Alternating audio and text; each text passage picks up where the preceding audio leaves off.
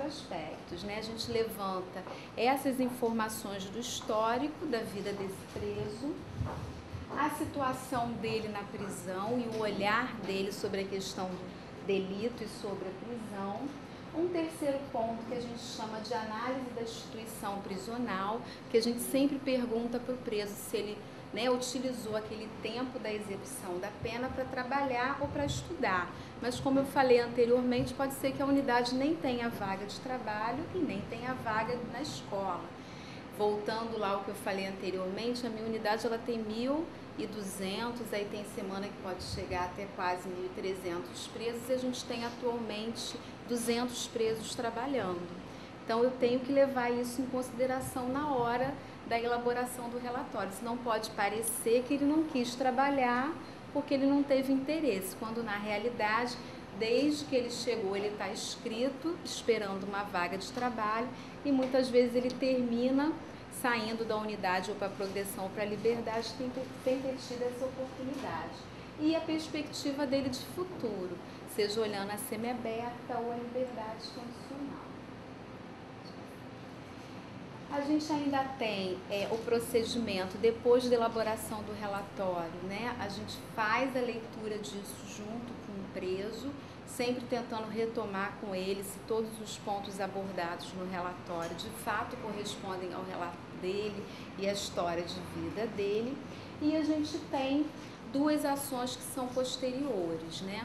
E aí eu vou explicar o que a gente desenhou como projeto de intervenção e a gente não está falando de desafio de limite, o que a gente consegue efetivar, né? Quando a gente desenhou o projeto Reconstrução, era um projeto pensando em atender esse preso pós a elaboração do exame criminológico. A gente observava nos vários atendimentos as inúmeras dúvidas que eles tinham e quando era situação de liberdade condicional em específico, a ansiedade que ele tinha entre o tempo que ele fazia esse relatório até efetivamente chegar o alvará da liberdade. E além da ansiedade, as interrogações do tipo, qual é o preço de uma passagem? Como é que eu faço para sair do complexo? Eu moro em Volta Redonda, eu sou do Mato Grosso do Sul. Então a gente começou, como eu falei anteriormente, a partir da própria entrevista do exame, também levantar demandas de trabalho para outros projetos de intervenção. Esse projeto Reconstrução, ele tinha duas ações. Um grupo com os presos que vão em processo de progressão de regime, e aí nesse grupo a gente estaria discutindo, explicando melhor o que é um trabalho extramuro, uma visita periódica à família, e um grupo com aqueles que estão aguardando a liberdade condicional, para a gente trabalhar questões relacionadas ao trabalho, como é que é esse retorno à vida social. Se a gente está falando de desafios e limites, com uma população carcerária de 1.200, né, 3 assistentes sociais e outras frentes de trabalho, que o nosso trabalho não se limita só a essa frente de intervenção, a gente não conseguiu efetivar os dois grupos. Então a gente priorizou fazer o grupo com aqueles que estão aguardando liberdade condicional e aqueles que estão em transição de semiaberta. O que a gente faz nesse momento, é o que está dito ali no slide, é fornecer um folder esse confeccionado pela própria coordenação de serviço social da SEAP, que já esclarece o que é a TEM e o que é VPF. E a gente dá outras informações ainda na entrevista. E os que estão em liberdade condicional, aí sim, a gente vai fazer um grupo que começa a partir do momento que ele elaborou o relatório junto ao serviço social e vai até o período que ele obtém a liberdade. Quais são os limites que a gente encontra nesse processo de trabalho, né, e nessa ação do exame criminológico? A primeira que eu coloquei e que fica claro no slide anterior é o quantitativo de presos versus o quantitativo de assistentes sociais. Então a gente tem uma demanda de trabalho e quase que uma sobrecarga de trabalho muito grande. São 1.200 presos, então é claro que são, respectivamente, quase que 1.200 famílias. São várias ações e várias frentes de trabalho.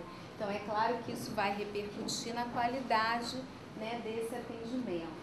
Destaquei ainda a estrutura física da sala.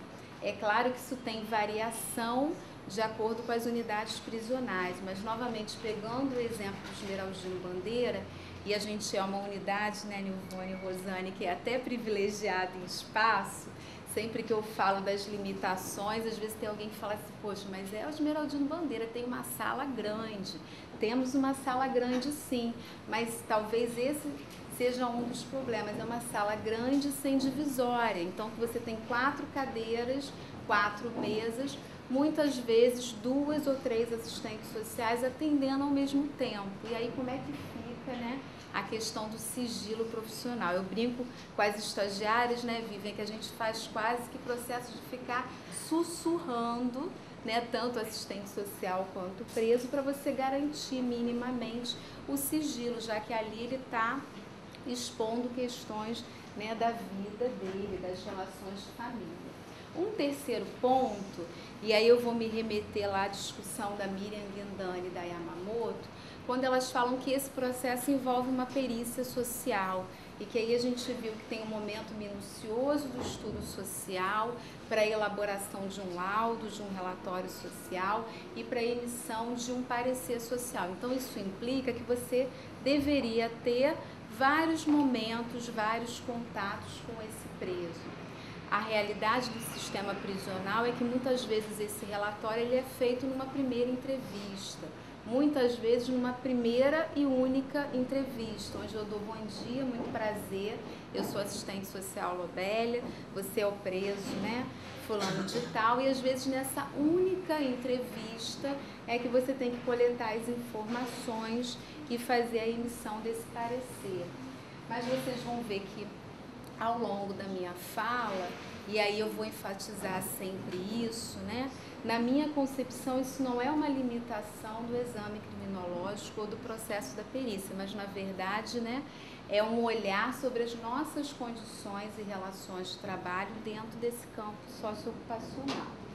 E um terceiro ponto, né, a incapacidade muitas vezes da gente ampliar os projetos de intervenção. Muitas vezes nesse atendimento a gente tem um levantamento de muitas demandas de trabalho, sejam elas para desdobramento individual ou sejam elas para efetivar espaços de trabalho em grupo. Só que volto a dizer, muitas vezes a limitação quantitativa de profissional frente à quantidade de presos, né, não nos possibilita ampliar ainda mais.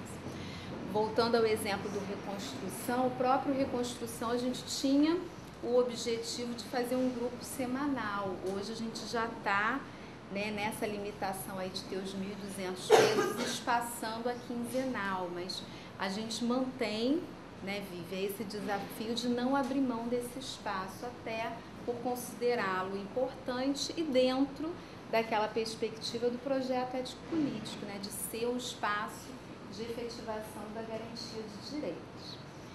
Pensando no exame como um todo, aí eu levanto várias interrogações que eu vou ler juntamente com vocês para depois, né, fazer as considerações finais, né? Uma primeira questão foi essa que eu acabei de falar. Será que as limitações e as restrições, elas são da natureza do exame criminológico ou elas estão relacionadas ao processo de trabalho do assistente social no sistema prisional? O problema é a elaboração do exame criminológico em si ou um uso mecanizado, muitas vezes interpretativo e até avaliativo do mesmo. Lembrando aquela discussão da Miriam Guindani, até que ponto, né, o assistente social, quando elabora, é um simples executor de laudos numa ação mecanizada, quantitativa, porque o volume existe, são 35 por semana. Então, quantas vezes, né, o assistente social fica preocupado em fazer 15, 20, 30 relatórios por dia e como é que fica a qualidade, como é que fica a concepção desse instrumento relacionado, né, a perspectivas de tratamento penal, entre aspas. É necessário acabar com o exame criminológico, que foi aquela polêmica que eu falei que existe, né, em torno dos profissionais do sistema prisional, ou efetivar políticas públicas voltadas à garantia de direitos no âmbito da execução penal. Como pensamos o exame criminológico? E aí eu acho que essa é a questão central, e pelo que eu falei com a Rosane, é daí que ela vai começar a fala dela também. é pensar esse exame como uma atividade fim, quer dizer, então eu estou me olhando, me vendo, me percebendo como assistente social que está atendendo aquele preso, elaborando, né, um processo ali mínimo da investigação, elaborando um relatório, emitindo um parecer, ou ele pode ser e deve ser um instrumento e uma atividade meio, quer dizer, também uma possibilidade de levantar demanda para outras estratégias de intervenção. E a questão central não seria, aí novamente é uma reflexão e, né, uma instigação. Como assegurar melhores condições de trabalho para o assistente social no sistema penitenciário.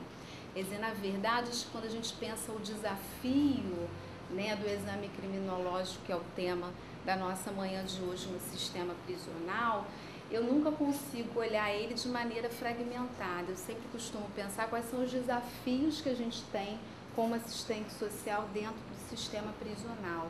Quer dizer, um sistema, como eu falei no início, que tem as suas contradições implícitas, que tem sim um processo de correlação de forças, que nós, enquanto assistentes sociais, temos o compromisso e temos que efetivar o nosso projeto ético-político, e acho que isso envolve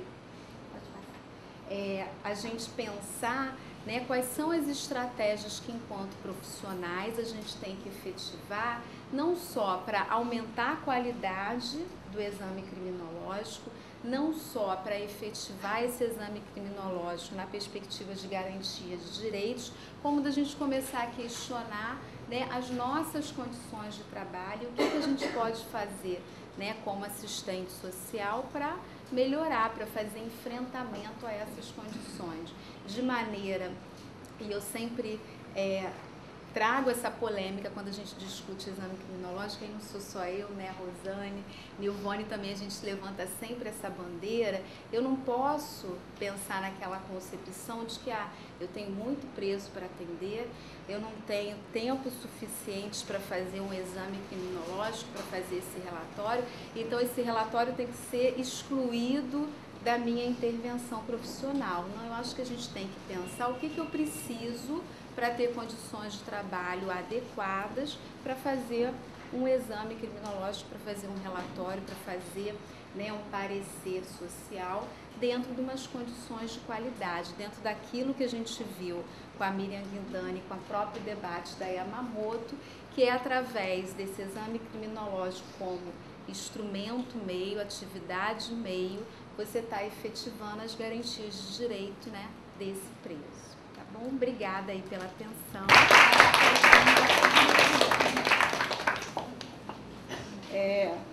Queria agradecer o convite, né, de poder estar aí falando um pouquinho sobre a questão do exame criminológico, que é na verdade, uma das atividades que o assistente social, né, faz no seu campo ocupacional.